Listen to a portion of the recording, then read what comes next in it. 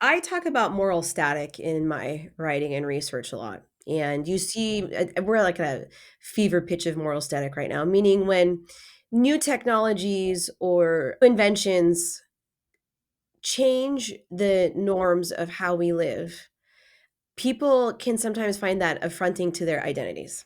And when they don't have a logical argument against it, they'll default to a moral argument. Moral arguments are conversation enders. If you say it's morally wrong to do something, there's no intellectual interrogation after that. There's nowhere to go in the conversation.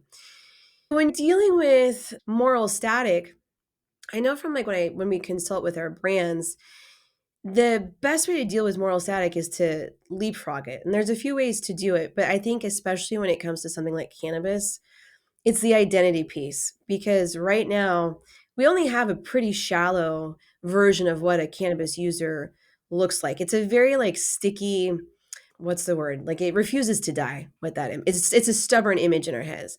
When you look at other things like GLP-1s, weight has a massive amount of stigma attached to it. And then all this stigma around people taking GLP-1s because people think they're cheating or people being concerned about the health risks of it, which is I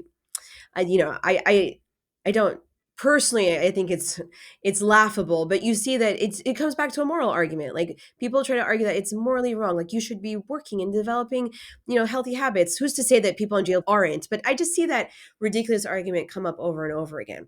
Because it's all such a construct. And GLP-1s, that is one place where I feel like you see stigmas changing surprisingly quicker than you would have expected.